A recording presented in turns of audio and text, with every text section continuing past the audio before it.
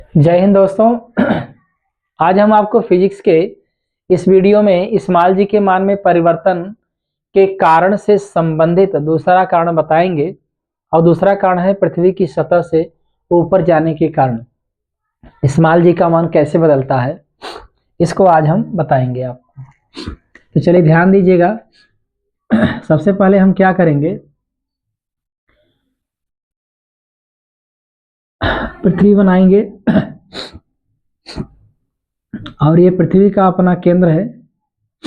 इसको हम O मान लेते हैं। इसका संपूर्ण द्रव्यमान इसके केंद्र पर काम करेगा और किसी वस्तु को पृथ्वी की सतह पर रखेंगे हम, और यहां से इसके केंद्र के बीच की दूरी को हम कैपिटल R ही मानेंगे। और अब पृथ्वी की सतह पर अगर ये वस्तु है तो पृथ्वी इस पर कितना स्मॉल जी लगाएगी, तो पृथ्वी की सतह पर बात कर रहे हैं, मैं यहां लिख दे रहा हूं। जब वस्तु पृथ्वी की सतह पर हो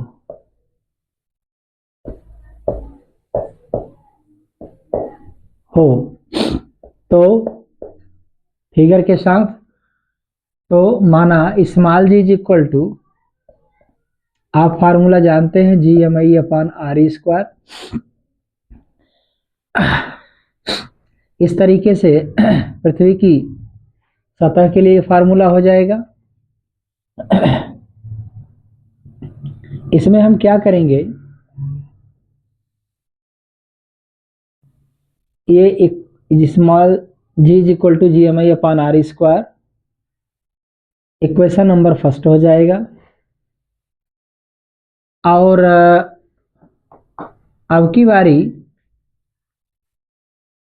पृथ्वी की सतह से वस्तु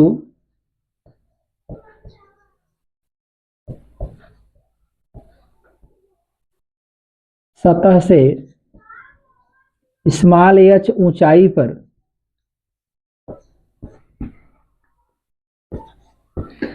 अगर वस्तु स्मॉल h ऊंचाई पर होगी पृथ्वी की सतह से, तब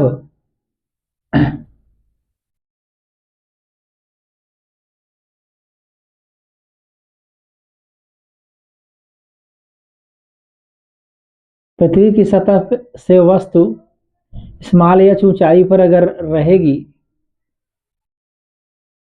ये वस्तु पृथ्वी की सतह से स्मॉल h ऊंचाई पर रहेगी,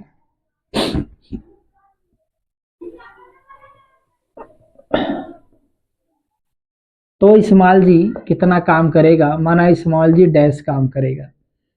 small g dash is equal to GMI/RE+H, ये दूरी RE+H हो जाएगी, इसका होल स्क्वायर कर देंगे। इक्वेशन नंबर सेकंड हो गया। याद रखिएगा, पृथ्वी की सतह से स्मॉल h ऊंचाई पर G नहीं माने हैं, G डैश माने हैं, क्योंकि यहाँ पर स्मॉल जी का मान कुछ और आएगा, तो मैंने इससे डिफरेंट कर दिया है। तो आप क्या करेंगे, समीकरण 2/1 कर दीजिए, माने 2 में 1 से भाग देने पर, तो आप इसमें इसका भाग दे दीजिए, जी का जी से भाग देंगे, और इसमें GMI/RE+H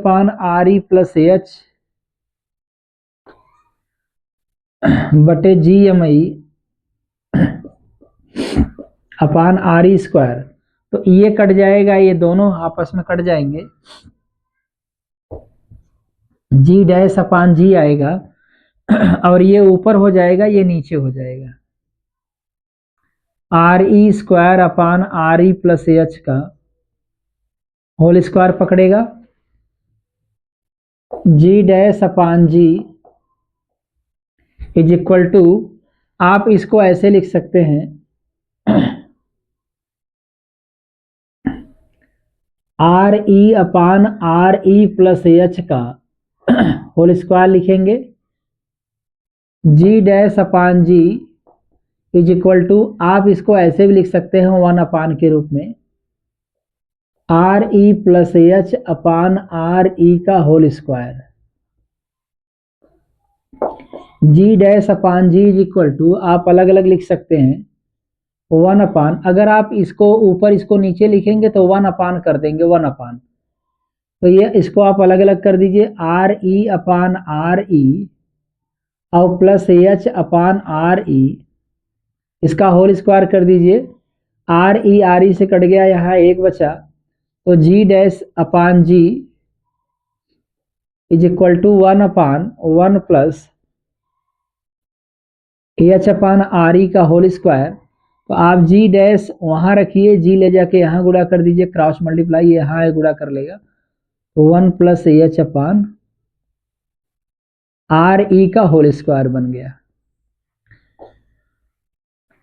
इस सूत्र से जब आप स्मॉल जी डैश का मान निकालेंगे पृथ्वी की सतह से ऊंचाई पर जाने पर, तो आप देखेंगे स्मॉल जी डैश का मान हमेशा स्मॉल जी से कम आएगा। इस सूत्र से आप सॉल्व करेंगे तो स्मॉल जी डैश, देखिए यहाँ पर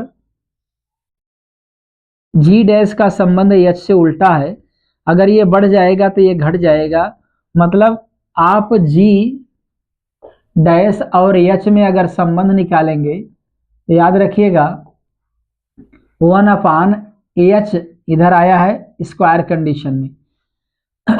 तो वैसे भी आप देख रहे होंगे ये और ये, अगर ये अंश है तो ये हर बनेगा, तो अंश का हर से हमेशा व्युत्क्रमानुपात संबंध होता है, उल्टा संबंध होता है, और उल्टा संबंध का मतलब ये होता है कि ये बढ़ेगा तो ये घटेगा और ये घटेगा तो ये बढ़ेगा।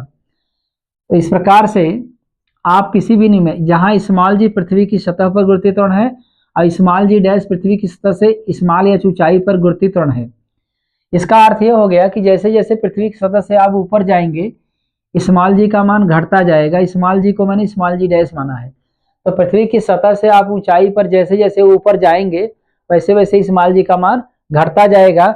जहां एच पृथ्वी की सतह से ऊंचाई है, आर ई पृथ्वी की त्रिज्या है और स्मॉल जी पृथ्वी की सतह पर गुरुत्वाकर्षण है जिसका मान 9.8 होता है मीटर पर सेकंड स्क्वायर, और स्मॉल जी डैश का मान आप न्यूमेरिकल में दिया रहेगा, आप निकालेंगे देखेंगे स्मॉल जी का मान, स्मॉल जी डैश का मान सदैव 9.8 से कम आता है।